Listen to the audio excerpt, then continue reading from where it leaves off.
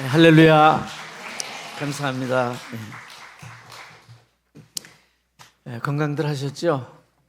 어제 많은 분들 다 비었는데 체육대회가 있었습니다. 그래서 어제 와서 참석하고 또 서울에서 자고 경기도에서 잤네요. 경기도 자고 오늘 이렇게 참석을 했습니다. 어제 체육대회 이렇게 와보니까 역시 이제 담임 목사님도 젊어지고 또 김동현 목사님, 주현정 전사님 이 젊은 분들이 있으니까 아주 좀 달라졌더라고요.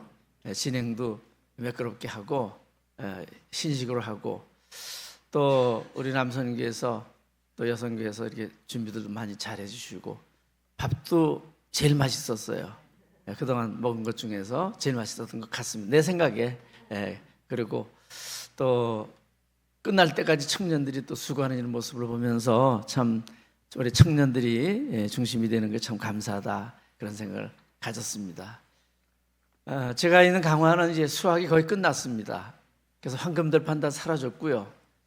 그동안 이 늦은 비가 많이 오는 바람에 장비들이 논에 못 들어가서 걱정들을 많이 하고 그랬었는데 최근에 조금 날씨가 좋아져서 다 마쳤고 또 밭도 이제 거의 다 끝났어요. 이제 남은 거는 이제 가지가 좀 가끔 열리고 호박은 지금 교회도 많이 갖고 왔는데 호박이 풍년인 것 같아요. 그냥 거름만 주고 아무것도 하지 않았는데 잘 열려서 이 애호박들 다 땄거든요. 딴다고 땄는데 놓친 것들이 다 커진 거예요. 저게 누렇게 된 게 키우려고 키운 게 아니고 그래서 참 감사하다. 하나님께서 이렇게 풍성하게 주셔서 감사한 느낌을 가지면서 이제는 가을이 되니까 그렇게 기승을 부리던 풀들도 한 풀 꺾였어요. 한 두 풀 꺾였어요 이게. 그래서 이제는 더 이상 낫질 안 해도 그냥 제 풀에 넘어지더라고요. 풀들이. 역시 그 계절의 힘이 대단합니다. 이 가을을 맞으면서 우리의 영적인 삶에도 하나님의 심판이 있음을 생각하면서 또 우리 열매 맺는 그런 삶이 되기를 우리가 기억하면서 우리 알곡신앙 다 되기를 주님의 이름으로 축원합니다. 오늘은 종교개혁주일인데 종교개혁주일이지만 다음 주일이 또 추수감사 주일이기 때문에 그래서 감사에 대한 말씀을 나누고자 합니다. 우리 감사는 조건적인 감사가 있고 무조건적인 감사가 있습니다. 근데 성경에서 얘기하는 감사는 무조건적인 그런 감사입니다. 그러니까 언제든지 무슨 일이든지 감사하는 것, 그것이 성경에서 말씀해 주고 있는 감사인데 명령하셨어요. 우리에게 그렇게 감사하라고, 감사하는 삶을 살라고. 그러니까 우리는 감사에 대해서 설교도 많이 들었고 감사의 필요성, 감사의 유익함 잘 알고 있지만 그러나 막상 실천하는 데는 어려움이 있습니다. 좋은 일이 생기고 그러면은 감사하다 이렇게 생각하고 말할 수 있지만 이게 일이 안 되고 실패하고 좌절하고 이 상황이 안 좋고 절망적이고 그러면은 감사보다는 불평하게 되고 짜증내게 되고 남을 탓하게 되고 그럴 때가 많이 있는 것을 볼 수가 있습니다. 오늘 봉독한 이 하박국 선지자 그 말씀, 이 하박국 선지자는 모든 것이 다 사라지고 또 아주 최악의 상황, 절망적인 그런 상황에 있을 때에 이 기쁨과 감사의 찬송을 하나님께 올려드렸습니다. 그래서 오늘은 절대 감사 이런 제목으로 말씀을 함께 나누고자 합니다. 함께 한번 따라서 하실까요? 절대 감사. 우리 하나님 앞에서 절대 감사하면서 승리하는 그런 저와 여러분이 되기를 바랍니다. 이 오늘 본문이 기록될 당시의 그 상황은 그 국제 정세가 강대국이었던 아시리아, 그 아수르가 점점 쇠퇴하게 되고 신흥국 바벨로니아, 이 바벨론 나라가 점점 급부상하는 그런 시기였습니다. 이스라엘은 남북으로 갈라져 있었죠. 근데 북왕국 이스라엘은 아수리아에 의해서 망했고 이미 없어졌고, 남왕국 유다 왕국은 그때까지도 있었습니다. 나중에 바벨론이 등장하면서 망했으니까. 그런데 그 남왕국의 그 상황은 아주 좋지를 않은 그런 상황이었습니다. 극심한 타락으로 또 이 불의하고, 지도자들이 타락했고, 횡포가 심하고 그런 나라가 이제 남왕국이었습니다. 지도자들은 그렇게 타락했는데 백성들은 또 어땠느냐? 뭐 백성들 당연히 또 따라가게 됩니다. 그런 여러 가지 어려운 상황 속에서도 우상만 숭배하고 우상 섬기는 그런 일에 앞장서고 빠져 있었던 그런 시대가 바로 이 하박국 선지자가 있던 그런 그 시대적인 상황입니다. 그래서 이 하박국 선지자가 그 1장 2절부터 4절에 보면 하나님께 질문을 해요. 어떻게 보면 좀 항의하는 것 같은 그런 이제 질문을 합니다. 하나님, 왜 제 기도 안 들어주세요? 그거예요. 왜 제 기도 안 들어주십니까? 우리 나라가 좀 잘 되게 해달라고, 하나님 잘 섬기는 복된 나라 되게 해달라고 기도하는데 왜 기도를 안 들어주십니까? 또 왜 이렇게 불의한 자 악인들이 많은데 그냥 내버려 두십니까? 왜 그걸 보고만 계십니까? 그걸 기도를 했거든요. 응답이 오는데 뭐라고 말씀하시냐면, 내가 그 모든 악인들을 저 바벨론을 통해서 심판하겠다. 이 유다 나라를 심판하겠다. 하박국이 깜짝 놀랐어요. 악인들만 심판하는 해주시는 그런 하나님을 생각을 했는데, 이 나라 전체를 갖다가 심판하는데, 그것도 그 바벨론 아주 포악하고 잔인한 그런 나라를 통해서 심판하신다니까 하나님께 또 기도를 드렸어요. 하나님, 아무리 그래도 그렇지 택한 백성 아닙니까? 우리 이 유다 백성들을 아무리 잘못했다고 그 이방 나라 하나님도 모르고 이 잔인한 바벨론 사람들을 통해서 심판하시면 어떡합니까? 그리고 또 하나님 기도를 했더니 하나님 뭐라 그러시냐면, 내가 그 바벨론도 또 심판할 거야, 이렇게 말씀을 하시는 거예요. 이 어떤 체험을 통해서 이 하박국은 하나님을 발견합니다. 그리고 하나님의 음성을 듣습니다. 하나님께서 이 상황을 모르고 계신 게 아니구나. 다 알고 계시고 섭리하고 계시는구나. 그것을 이 하박국이 깨닫게 된 겁니다. 그리고 그 뒤에 나오는 이 노래를 보니까 정말 놀라운 그런 그 신앙의 고백이에요. 모든 상황은 절망적이고 또 현실을 보게 될 때는 감사할 조건이 아무것도 없고 기뻐할 것이 아무것도 없지만 하나님 앞에서 그런 상황 속에서 기뻐한다는 그런 위대한 노래를 이 하박국이 이제 부르는 것을 볼 수가 있습니다. 우리 17절 말씀을 다 같이 함께 합독해 보겠습니다. 17절 같이 읽겠습니다. 비록 무화과 나무가 무성하지 못하며 포도나무에 열매가 없으며 감람나무에 소출이 없으며 밭에 먹을 것이 없으며 우리의 양이 없으며 외양간에 소가 없을지라도. 아멘. 무화과 나무, 이스라엘의 대표적인 나무입니다. 근데 그 무화과 나무가 무성하지 못하고 시들시들한 거예요. 또 포도나무, 포도도 아주 중요한 그런 나무죠. 포도나무에 열매가 없어요. 또 감람나무, 이게 올리브 나무입니다. 올리브 기름을 짜는 열매를 먹기도 하고 그런 나무인데 거기도 열매가 없어요. 또 외양간에는 소도 없어요. 양도 없어요. 밭에도 채소도 나질 않아요. 아주 이건 농경사회에 가장 필요한 것들인데 그 모든 것이 다 없어지는 거예요.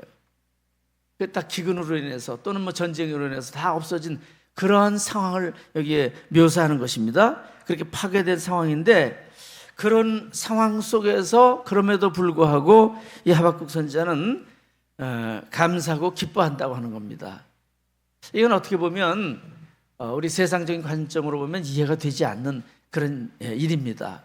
우리도 우리 처한 상황을 보면 여러 가지 어려운 상황이 많습니다. 지금은 시대적으로도 정말 마지막 때에 가까운 그런 시대라고 우리가 보고 있어요. 성경에 나타나는 것처럼 전쟁과 기근과 전염병, 자연재해, 이게 어느 때보다 극심합니다. 지금도 전쟁이 얼마나 많이 일어나고 있습니까? 우리는 뭐 남의 얘기처럼 생각을 하고 있지만 또 그 전쟁도 남의 얘기만은 아닙니다. 우리에게도 지금 휴전 상태에 있는 거잖아요. 뭐 한 70여 년 동안 전쟁이 없었지만 이게 언제 또 어떤 일이 일어날지 모르는 거예요. 우리는 북핵을 머리에 핵무기를 이고 사는 그런 나라입니다. 이런 곳에 우리가 살고 있고 자연재해가 이제는 일상화됐잖아요. 지난 여름에도 얼마나 더웠습니까? 꿈 같아요. 벌써 다 사라져서. 저도 그 더울 때 그냥 일찍 나가야지 조금만 늦으면 나갈 수가 없어요. 뭐 그렇게 나가도 그냥 뭐 사우나한 것처럼 땀으로 뒤범벅이 되고 막 그러는데, 근데 지금 보니까 또 선선해졌어요. 금방 날씨가. 이게 하나님의 이런 섭리인데 또 늦은 그 장마가 와가지고 비가 얼마나 많이 오는지, 제가 그래서 꽃감을 만들어서 사진을 올렸는데 보신 분들이 있을 거예요. 사진 올리는 거로 만족합니다. 실패했어요. 이게 그냥 선풍기도 틀고 그러다 보니까 좀 마르는 것 같고 비가 그치고 한 이틀 해가 나니까 꾸덕꾸덕해졌어요.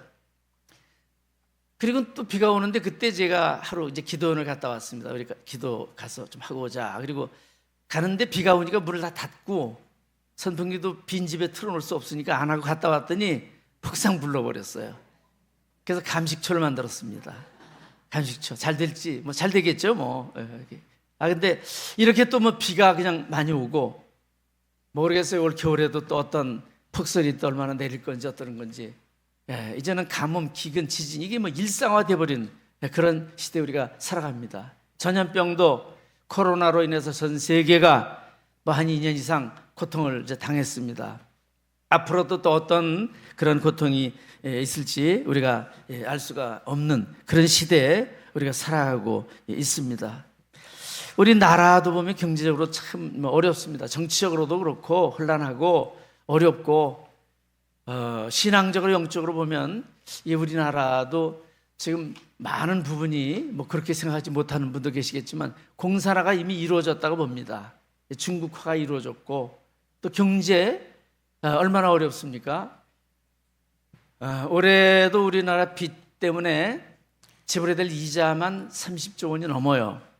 내년엔 36조 원이 넘습니다. 30조가 뭐 동네 애들 이름이 아닙니다. 우리 몇 년 전에 저 트럼프 대통령이 우리나라 군대 파견하고 있으니까 주둔비 5조 내라 그래서 나라가 발칵 뒤집어졌었잖아요. 5조. 근데 지금 1조로 조정이 되긴 했는데 그 30조는 우리 국방비의 절반입니다. 국가 예산에. 그런 어마어마한 빚을 우리가 내고 살아가는데 돈 받는다고 기쁨만 할 게 아니에요. 그게 다 빚이니까. 그리고 우리 후손들에게 다 넘겨줄 거잖아요.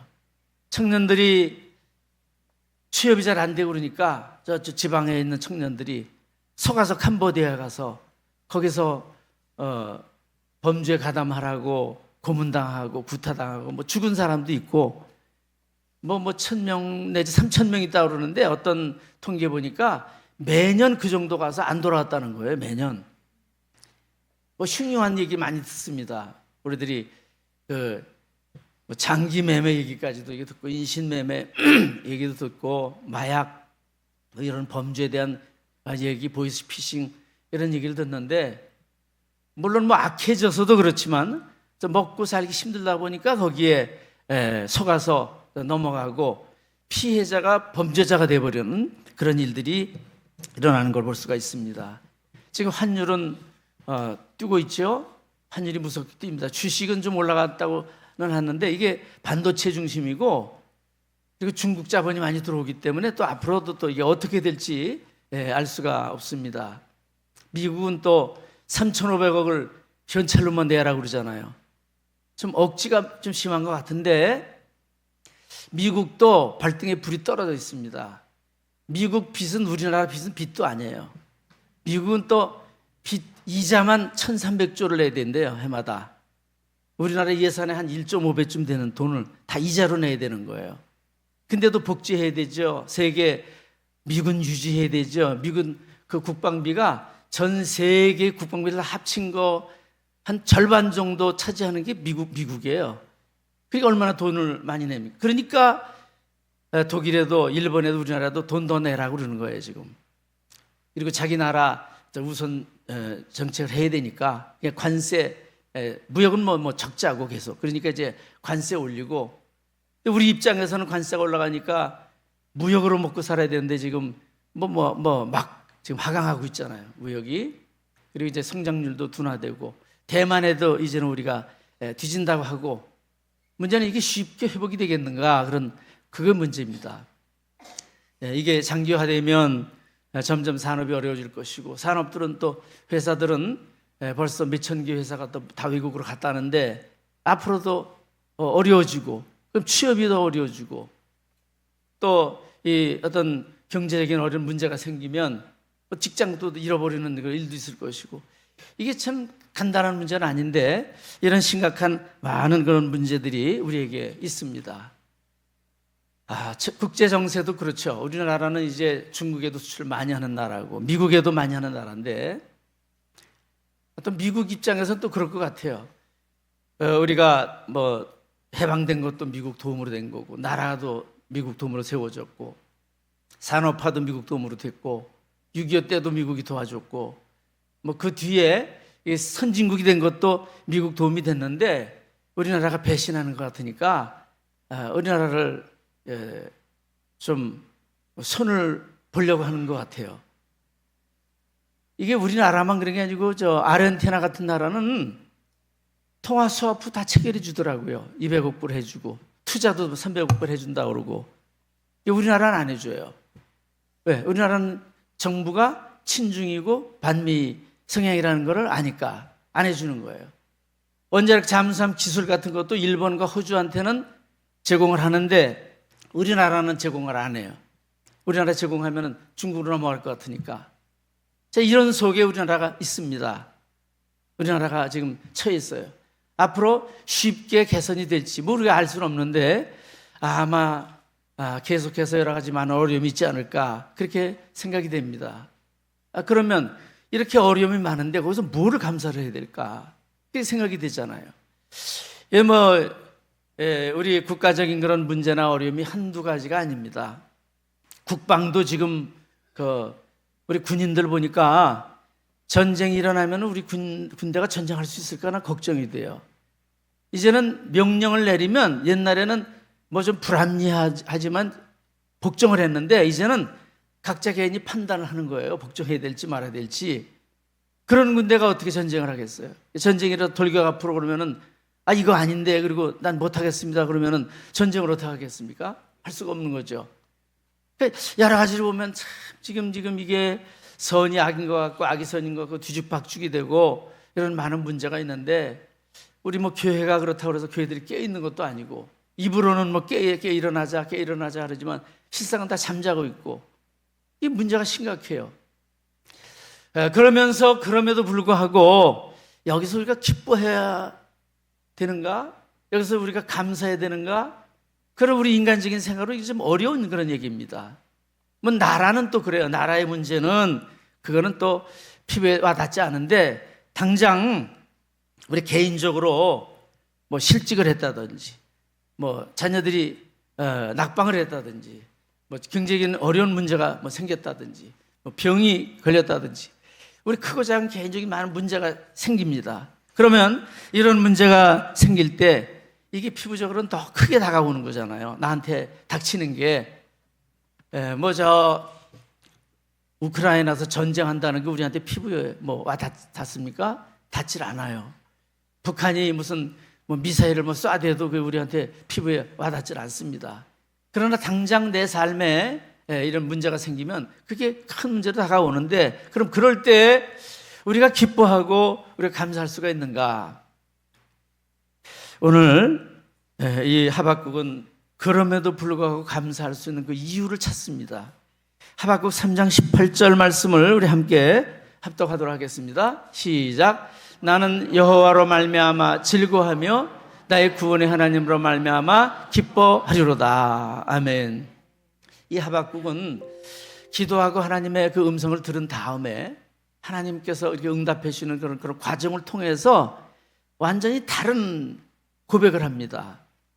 나는 여호와로 말미암아 즐거워하며. 따라하겠습니다. 여호와로 말미암아. 여호와로 말미암아 즐거워하겠다는 거예요. 지금 상황은 최악이에요. 절망적인 상황이에요. 그런데 하나님을 만나고 하나님의 음성을 듣고 난 다음에는 이 하박국이 태도가 완전히 바뀝니다. 그 음성을 들었기 때문에 하나님이 내 기도를 들으시는구나. 하나님 지금도 살아 계시구나. 그리고 하나님이 모든 걸 다 섭리하고 계시는구나 생각을 하니까 그때는 안심이 되는 것입니다.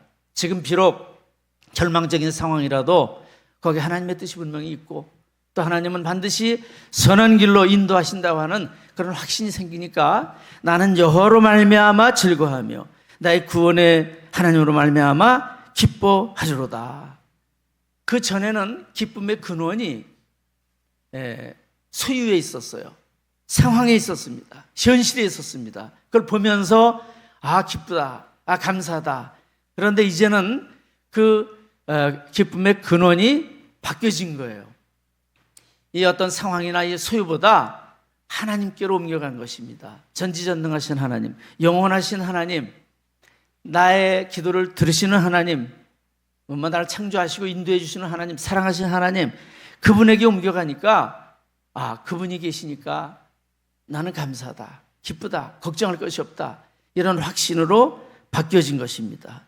우리 여러분들도 여러분들의 상황 때문에 짜증내거나 불평하거나 원망하거나 절망하거나 이렇게 하지 마시고 그런 상황일수록 우리의 시선을 하나님께 돌리고 하나님을 바라봄으로 우리 하나님으로 인하여 기뻐하고 우리 예수님 때문에 즐거워하고 감사할 수 있는 성도 되시기를 주님의 이름으로 축원합니다. 구약에 보면 욥이라고 하는 사람이 나옵니다. 욥기서 42장으로 된 긴 책입니다. 근데 그 욥은 동방의 의인이면서 부자였어요. 그 시대가 대략 아브라함 시대라고 봅니다. 그 아브라함 시대. 그렇게 돈도 많고 부자인데 의인이었고 하나님을 잘 섬기고 그런 사람이었는데 고난을 당하게 되죠. 이유도 모르고. 근데 성경에는 천상의 회의가 열렸다고 돼 있어요. 하나님께서 그 보좌에 회의를 베푸시는데 천사들도 왔는데 거기에 사탄이 끼어요. 와 있어요. 그래서 사탄에게 내가 어디를 다녀왔느냐 그러니까 세상을 제가 두루두루 다니다가 왔습니다. 욥이라는 사람을 봤느냐? 예, 봤습니다. 욥을 보니까 아주 재산도 많고 요즘 말로 얘기하면 재벌이에요. 믿음도 좋고 그런데 제가 보니까 그 복을 받으니까 하나님 앞에 그렇게 믿음 좋고 신앙생활 잘하고 기뻐 감사하는 거지. 그 욥도 그런 재산이 없어지고 그러면 다 하나님 원망하고 그럴 사람입니다. 그러니까 하나님이 그러면 내가 너한테 허락을 할 테니 가서 한번 시험을 해봐라. 욥이 그렇게 흔들리는지 그렇게 허락을 해주셔요. 그래서 이 사탄이 내려와서 그 욥을 시험하는 겁니다. 그러니까 성경을 보니까 참새 한 마리도 땅에 떨어지는 거 하나님 허락하지 않으시면 안 떨어진다고 그랬죠. 모든 게 다 하나님 섭리 속에 되어지는 거예요. 크게 보면 하나님이 뭐 일일이 그 악한 자들을 뭐 이렇게 하시는 것이 아니라 허락을 해주시는 거죠. 악한 자들에게 어떤 그런 그 상황을 허락을 해주시는 거예요. 그래서 욥이 하루아침에 재산이 다 날아갑니다.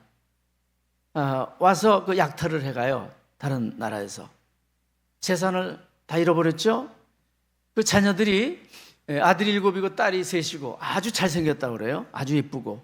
근데 그 자녀들이 그 생일잔치를 하는데 그 맞이 집에서 잔치를 하는데 그 돌풍이 불어가지고 집이 무너져서 하루아침에 다 죽어요.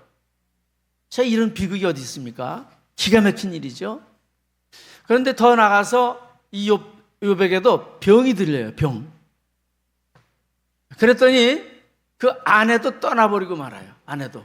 그 아내가 와서 막 악담을 퍼붓고 하나님 원망하고 죽으라고 하나님이 뭐 어디 계시냐고 그러면서 막 그리고는 떠나버리는 거예요. 이 욥은 재산도 잃어버리고 자녀도 잊어버리고 그 뭐 아내까지도 떠나버리고 참 아주 기가 막힌 그런 상황 속에서 있는데 그게 42장까지 그 기록이에요. 쭉 그 기록인데 친한 친구들이 와서 위로해 준답시고 찾아왔는데 와서는 속을 후벼 파는 얘기만 합니다. 너 뭐 잘못을 했으니까 그렇게 벌을 받는 거니까 회개하라고 그러면서, 물론 뭐 회개는 해야 되겠지만 그 위로한다고 와가지고는 그냥 이 욥을 괴롭히기만 해요. 그러다가 욥기 23장 10절에 아주 중요한 고백을 합니다. 욥기 24장 10절에 뭐라고 고백을 하냐면, 같이 읽겠습니다. 그러나 내가 가는 길을 그가 아시나니 그가 나를 단련하신 후에는 내가 순금같이 되어 나오리라. 아멘. 그러나 내가 가는 길을 그가 아시나니, 여기 그는 이제 하나님이십니다. 하나님께서 내 가는 길을 아신다. 내 과거도 알고 현재도 알고 계시고 지금 내가 당하는 고난도 다 알고 계시고 앞으로 미래도 어떻게 될 걸 다 알고 계시는데, 지금 나를 하나님 단련하시는 거다. 나를 단련하시는 내가 순금같이 되어 나오리라. 흔들리지 않는 거예요. 순금같이. 그 불순물이 다 제거되면은 더 순수한 금. 우리 다 순금으로 보통 18금도 있고 14금도 있고 그러네요. 근데 보통 이제 순금, 요즘 금값인데 너무 비싸서 금이 아주 귀해졌죠. 근데 그 금이 순수해야 가치가 있어요. 순수해야, 불순물이 없이. 그래서 아주 값비싼 귀한 금이 되는 것처럼 나를 이렇게 불순물을 제거하시고 단련시키신다는 것, 그건 하나님을 신뢰하기 때문에, 그분이 계시기 때문에, 그분이 알고 계시기 때문에, 인도하실 것이기 때문에 그런 확신을 갖는 겁니다. 여러분, 우리가 하나님을 확신하면, 하나님을 의지하면 흔들리지 않습니다. 하나님께 모든 근거가 있기 때문에, 기쁨의 근거도 감사의 근거도 그분께 있으면, 우리가 현실에 어려움이 좀 있다고 해서, 문제가 있다고 해서 그냥 뭐 낙심하거나 흔들리거나 그렇지 않습니다. 주님을 굳게 붙잡으시는 성도 되기를 주의 이름으로 축원합니다. 우리 앞 사람과 한번 인사하겠습니다. 주님만 굳게 붙잡으십시다. 다시 한번 주님만 꼭 붙잡으세요. 사람도 의지하고 돈도 의지하고 자기 지식도 의지하고 다 의지를 하죠. 근데 그것은 불완전한 겁니다. 그게 흔들려 버리면 나도 흔들리는 거예요. 근데 하나님은 안전한 분이시잖아요. 흔들림이 없는 분이시잖아요. 그분 붙잡고 있으면 내가 흔들리지 않는 것입니다. 우리 하나님께서 우리를 알고 계시고, 더군다나 우리를 사랑하고 계시고 또 인도해 주시는데 우리가 염려하거나 두려워할 것이 뭐가 있겠습니까? 하나님은 선하신 분이십니다. 예수님께서 말씀하셨어요. 아들이 떡을 달라고 하는데 돌을 주거나, 또는 생선을 달라고 하는데 뱀을 주거나 하는 그런 아버지가 있느냐? 그 육신의 아버지도 좋은 걸 주지 않느냐? 좋은 것. 근데 하물며 하늘에 계신 아버지께서 구하는 자에게 좋은 거 주시지 않겠느냐? 그렇게 말씀하셨어요. 여러분, 우리 하나님의 자녀들에게 주시는 모든 것은 다 좋은 것인 줄로 믿으시길 바랍니다. 눈앞에 보이는 건 돌덩이 같아요. 뱀 같아요. 그러나 우리가 비록 눈앞에는 그렇게 보인다고 할지라도 하나님은 선하신 분이셔요. 하나님은 실수하지 않으시는 분이십니다. 하나님은 완전한 분이시기 때문에 우리에게 분명히 좋은 걸 주시는 거예요. 아멘으로 받아들이면 그 모든 것이 다 우리에게 복이 될 줄로 믿습니다. 로마서 8장 28절 아주 유명한 성경 말씀이죠. 우리가 알거니와, 같이 읽겠습니다. 우리가 알거니와 하나님을 사랑하는 자, 곧 그 뜻대로 부르심을 입은 자들에게는 모든 것이 합력하여 선을 이루느니라. 아멘. 우리가 알거니와 하나님을 사랑하는 자, 하나님을 사랑하는 자가 누구냐? 그의 뜻대로 부르심을 입은 자들이에요. 그의 뜻대로 부르심을 입은 자는 누구냐? 하나님을 사랑하는 자예요. 이거는 동일한 거죠. 이퀄이죠. 이퀄. 같은 겁니다. 우리 여러분, 하나님 부르심을 받은 자들입니까? 하나님을 사랑하는지를 보시면 알아요. 우리 여러분, 하나님을 사랑하는 사람들은 부르심을 입은 자들이에요. 우리 마음과 뜻과 정성 다해서 하나님을 사랑하는 성도 되시기를 주의 이름으로 축원합니다. 하나님을 사랑하는 자, 곧 그의 뜻대로 부르심을 입은 자들에게는 모든 것이 합력해서, 모든 것이 다 합력해서 선을 이루느니라. 이게 결론이에요. 모든 것이 다 하나님의 선을 이루기 때문에 그 안에는 뭐 우리가 보기에 불행해 보이는 일도 있고 또 뭐 절망적인 상황도 있고 실패도 있고 뭐 좋은 일도 있고 물론 뭐 그런 일도 다 있겠지만 결국은 다 합력해서 선을 이루는 것입니다. 누구에게? 하나님을 사랑하는 자에게, 또 부름을 받은 자에게, 하나님의 자녀된 자들에게는 다 하나님이 가장 좋은 것을 주시는 것입니다. 우리 주님에 대한 신뢰를 잃어버리지 말고 믿음으로 흔들리지 않는 성도 여러분 되길 주의 이름으로 축원합니다. 우리는 날마다 주님을 의지하셔야 됩니다. 날마다 주님 안에 거해야 됩니다. 우리 주님의 손을 붙잡으셔야 돼요. 어려울 때만 주님께 구하고 기도하는 게 아니라 아침에 일어날 때부터 우리 주님을 찾으시고 밤에 잘 때도 주님께 의탁하고 주무시고 혹시 잘 때 또 우리 부름 받을지도 모르니까 뭐 그렇다면 그것도 복이죠. 뭐 잘 때 부름 받았다면 고통 없이. 그러니까 또 우리는 언제 어떻게 될지 모르니까 하나님 앞에 기도하시고 또 무슨 일을 만나는 순간마다 기도하시고 우리가 이유를 다 알 수 없어요. 왜 감사해야 되는지, 뭐가 이게 좋은 일인지 눈앞에 보면 다 나쁜 일인 것 같은데 그러나 그럼에도 불구하고 우리는 주님을 믿기 때문에 신뢰하기 때문에 감사하는 것입니다. 그러면 흔들리지 않는 거예요. 흔들리지 않는 성도 되기를 주의 이름으로 축원합니다. 무슨 일을 만나든지 불평하거나 원망하거나 짜증내지 마시고 감사하시길 바랍니다. 우리 지난주일 저녁에 비로소 교회 목사님 모셔서 간증하시는데 저는 이제 온라인으로 이렇게 듣는데 가슴이 좀 짠하더라고요. 그분이 하나님 부름을 받아서 직장 생활을 하다가 그걸 이제 다 던져버리고 신학을 하고 목회자가 됐는데 교회 오니까 4분의 1을 주더래요. 급여를. 그래, 4분의 1 주는 게 문제가 아니라 그런 분들은 목사 과정을 밟아가기 어렵습니다. 나이가 들면. 보통 수련 목회자 과정을 겪어야 되거든요. 전도사 수련목. 근데 나이가 들면 안 받아줘요. 저부터도 담임자 있을 때 부교육자 많이 청빙을 하잖아요. 이력서가 이제 많이 들어옵니다. 근데 나이가 많으면은 안 봐요, 제가.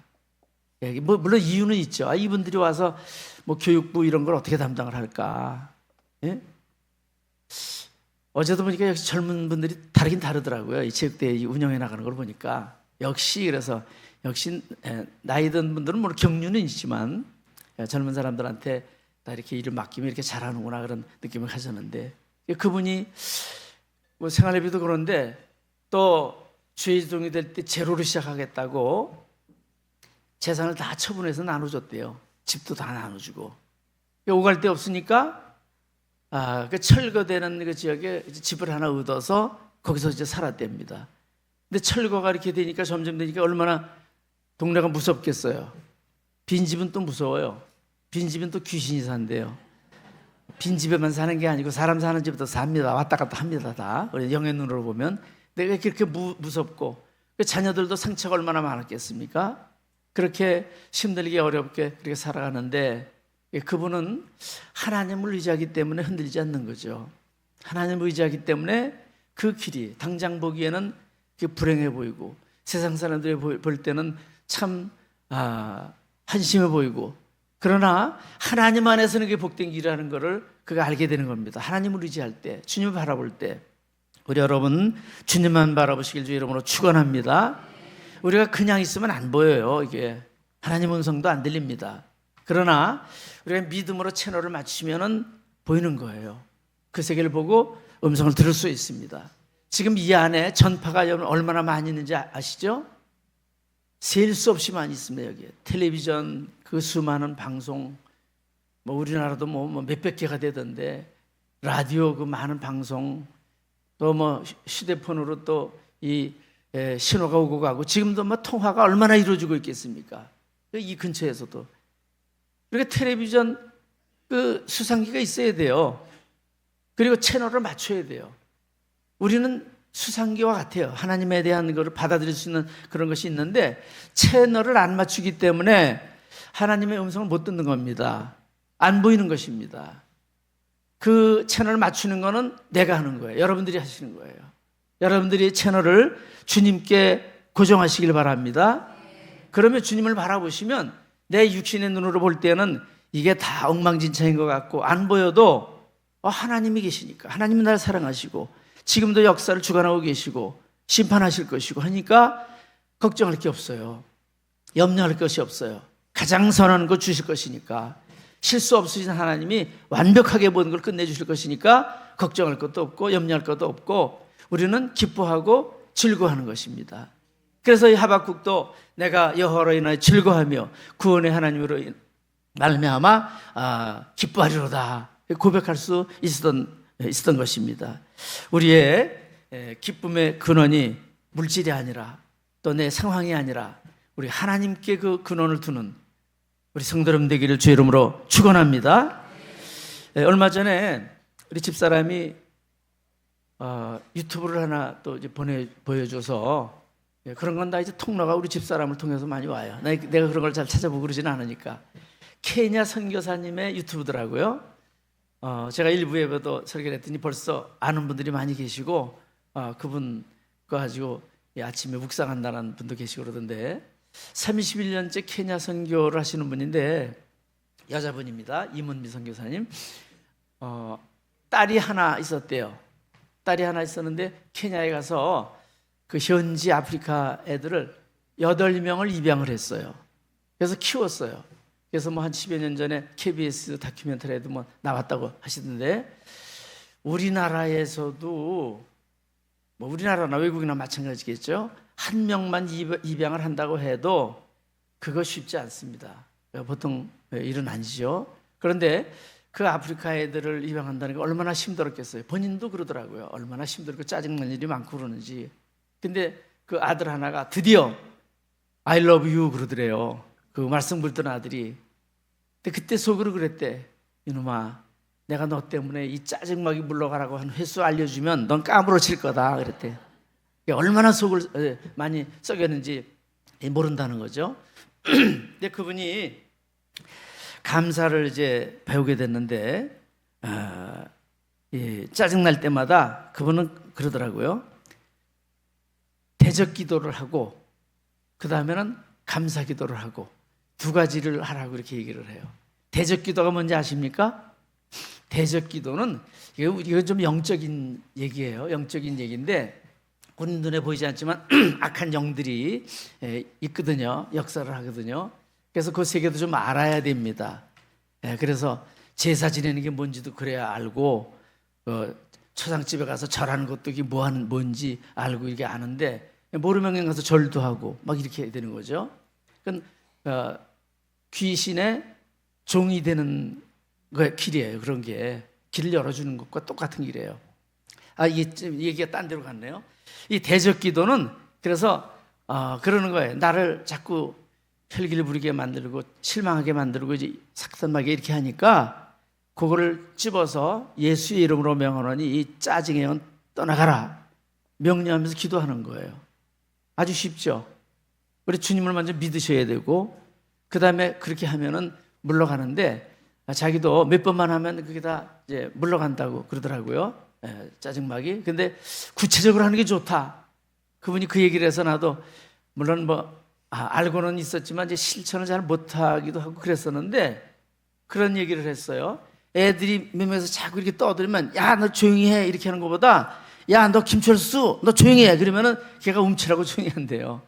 그래서 이 악한 영도 구체적으로 이 우울증의 영은 예수 이름으로 떠나가라 그런다든지 또 실망하고 좌절이 된다면 그걸 기도하라는 거죠. 그래서 이런 대적 기도를 하고 그 다음에 두 번째가 감사 기도를 하는데 그분 표현에 의하면 쥐어 짜서라도 감사 기도를 해라. 그게 감사를 찾으라는 거예요. 그러면서 자기가 아프리카에 가서 감사를 배웠는데 선교사로 딱 갔더니 그 선교 이 차량을 이제 갖고 있었는데 뭐 누가 사줬는지 그런 얘기는 모르겠습니다. 어쨌든 선교비로 이제 사줬겠죠. 하루는 아침에 잠을 자고 일어났더니 그 타이어 바퀴를 하나 누가 빼갔더래요.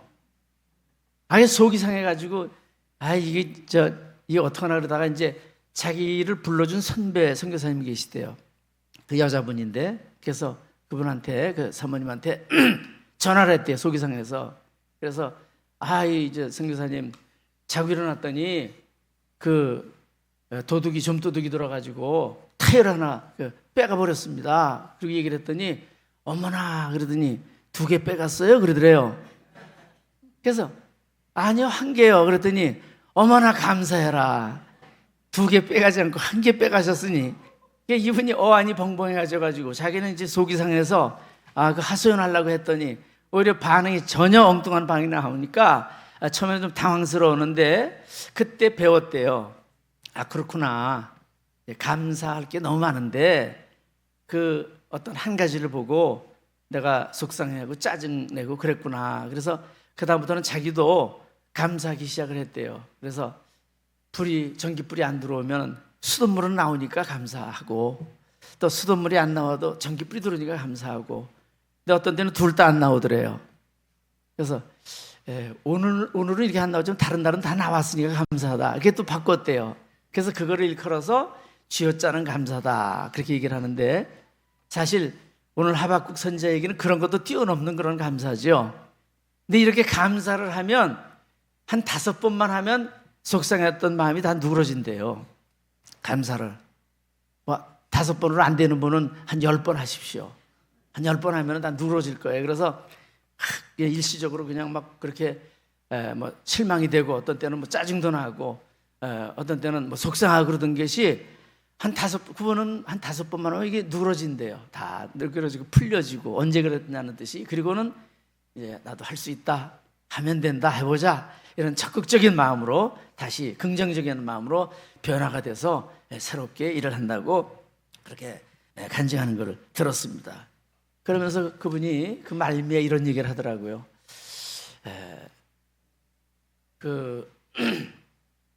어떤 뭐 부상을 당하든지 뭐 이런 일이 있으면은 이제 비상조치, 응급조치라는 게 있는데 여러분 옛날에 교련이 있었습니다. 교련하시는 분 9세대입니다. 교련하시는 분. 옛날에 저희 때는 그 국민학교였죠. 국민학교도 조회 끝나면 이 군대 사열 분열 이런 게 있거든요. 그래서 줄 맞춰서 한 바퀴 돌아서 분열해서 각 교실로 들어가고 그랬어요. 그 중학교 때 보면 교련을 해서 교련복도 또 따로 입어야 되고 거기서 뭐 각계전투니 무슨 뭐 청검술이니 뭐 이런 거 다 대학까지 있었어요. 대학 때까지. 근데 그 중에 그 응급조치하는 게 나 지금도 기억이 나요. 부상자가 생기면 응급조치하는 게 뭐 4가지인가 뭐가 되는데 제일 먼저가 기도 유지, 숨 쉬게 하라는 거예요. 숨 막히면 죽으니까. 그다음에 2번째는 지혈, 3번째는 상처 보호. 상처가 더 이상 심해지면 안 되니까. 그래서 일단 응급조치 해놓고 그다음에 이제 뭐 위생병을 부르고 뭐 후송을 하든지 뭐 하고 이렇게 조치를 하는 건데 이분은 비상 상황, 자기한테 어떤 상황이 딱 있을 때 응급조치는 감사래요. 그냥 무슨 감사부터 해놓고 본대요. 이유 묻지도 따지지도 말고 그냥 자기가 뭐 이해가 되건 안 되건 상관없이 일단 응급조치로 감사해놓고 나면 그러면 자기가 뭐 속상해지거나 실망하거나 낙심하거나 이렇게 되지 않는다는 거죠. 우리들이 기뻐하고 감사하면 뭐 우리 그 유익은 다 알고 있잖아요. 물론 우리 마음의 평정도 있지만 또 우리 삶이 복되고 아름다워지는데 이게 불평하고 속상해하고 원망하고 하다가 보면 자꾸 남 탓하게 되고 원망하게 되고 그럼 대인관계도 원만해지지 않습니다. 그렇게 속상한 마음으로 뭐 누구를 잘 대하겠어요. 부부의 간에도 부부싸움하기 쉽고 사회생활도 어렵고 그러는데 그걸 풀어야 되는데 일단 응급조치를 감사를 일단 하라는 거죠. 하자는 거죠. 여러분 우리가 아는 거에 그치면 아무 소용없습니다. 감사가 좋다는 걸 우리 다 잘 아는데 저도 잘 아는데 저도 어떤 때는 감사보다는 일을 딱 닥치게 되면은 뭐 속이 상한다든지 또 뭐 실망이 된다든지 이렇게 될 때가 많이 있어요. 그러는 것이 오기 전에 하여튼 왔더라도 초기에 응급조치로 감사하길 바랍니다. 한번 실천해 보세요. 실천해 보시면 돼요. 감사는 먼저 마음이 감사로 차 있어야 되겠죠. 마음을 지켜야 됩니다. 생각을. 2번째는 입으로 그걸 표현하는 거예요. 감사합니다 하나님. 뭐 전기불은 안 들어오지만 수돗물은 나오니까 감사합니다. 이렇게 말로 표현하는 거예요. 세 번째, 그걸 완전히 도장 찍기 위해서는 물질로도 감사하는 겁니다. 다른 사람에게도 감사하는 거예요. 다음 주도 추수감사절인데 이 감사에 대한 걸 잘 못하는 분들이 계신데, 여러분 그것도 의도적으로 하십시오. 그게 복입니다. 추수감사절 일반적으로도 뭐 감사한 일이 있을 때 우리가 감사를 하는데, 추수감사절 같은 경우는 특별한 절기예요. 1년 한 해를 생각하면서. 그러니까 그걸 생각하면서 심껏 감사하는 거. 우리가 감사하는 삶을 살게 될 때 그 복을 누가 받느냐? 하나님이 다 가져가시겠습니까? 그건 내가 받는 거예요. 여러분이 받는 거예요. 여러분들의 자녀들이 다 받는 거예요. 예? 언젠가 저도 뭐 간증을 간간히 이렇게 했지만, 뭐 제가 받은 복, 우리의 자녀들이, 우리 형제들이 받는 복, 이렇게 보면은 참 너무 감사한데, 너무 감사해요. 예, 근데 그 모든 것들이 다 보면 다 심어놓은 거더라고요. 다 제 어머니가 심어놓으셨고, 아버지가 심어놓으셨고, 우리도 뭐 심어놓으시는데 감사를 많이 심어놓으시길 바랍니다. 그럼 계속 거두는데 천국까지 갈 때까지 거둬요. 제가 아까도 말씀드렸죠. 농사는 보니까 잠깐 거두는 거더라고요. 잠깐 거둬요. 그래도 하여튼 지난 1년 동안 실컷 거뒀어요. 실컷 거둬서 먹고 그러는데 감사한데, 우리 감사를 심어놓으면 이거는 계속 거두는 거예요. 지금도 거두고 천국에 가서도 거두고. 그러니까 이 좋은 거를 우리가 놓치면 어떻게 되겠습니까? 놓치지 말아야죠. 우리 다 감사하는 성도님 되길 주 이름으로 축원합니다. 마지막 19절 보겠습니다. 19절, 하박국 3장 19절 시작. 주 여호와는 나의 힘이시라. 나의 발을 사슴과 같게 하사 나를 나의 높은 곳으로 다니게 하시리로다. 아멘. 그 뒤에는 뭐 그냥 설명이니까요. 자, 주 여호와는 나의 뭐예요? 힘. 나의 힘의 근원이에요. 하나님이 나의 힘의 근원이에요. 그래서 나의 발을 사슴의 발과 같게 해주셔요. 사슴이 산등성을 뛰어넘고 달리고 하는 것처럼 나에게 힘이 되신 하나님이 나에게 그런 새 힘을 주시니까, 그런 힘을 가지고 나는 문제도 뛰어넘고 무슨 고난도 뛰어넘고 어려움도 다 뛰어넘고 산등성이를 달리는 것은 사슴처럼 그렇게 살게 하실 것이다. 그런 그 찬양을, 고백을, 선포를 하는 것입니다. 여러분, 우리는 문제를 발판 삼아서 더 높은 곳, 하나님이 예비하신 승리의 자리, 은혜의 자리로 나가야 될 줄로 믿습니다. 어떤 현실이 있든지 무조건 감사부터 하시고, 뭐 대적기도 감사기도 하시고, 또 뭐 응급으로는 감사니까 일단 감사하시고, 이문미 선교사님 말씀처럼, 박은미라는 이름이 나오네. 박은미 권사님이 계셔서 그런가 봐요. 이문미, 제가 정정하겠습니다. 이문미 선교사님처럼 쥐어짜는 그런 감사도 하셔서 한 분도 우리가 마귀에게 휘둘리지 않고, 거기에 우리가 이끌려 다니지 않고, 우리는 하나님의 자녀로 우리 승리하며 축복된 삶을 사는 성도 여러분 다 되기를 주님의 이름으로 축원합니다. 우리 찬양 부르고 기도하겠습니다. 지선 그 전사님 감사 찬양 우리 함께 부르고 기도하겠습니다. 하나님, 감사하지 못하고 불평하고 원망하고 눈앞에 것만 바라봤던 것을 용서해 주옵소서. 이제 소유가 아니고 하나님께 기쁨의 근원, 감사의 근원이 있는 걸 생각하면서 늘 감사하며 복된 삶을 살게 해 주옵소서. 감사의 씨를 심어서 내가 이 땅에서도 거두고 우리 자녀들도 거두게 하시고 우리 천국에서도 거두게 해 주옵소서. 우리 같이 기도하겠습니다.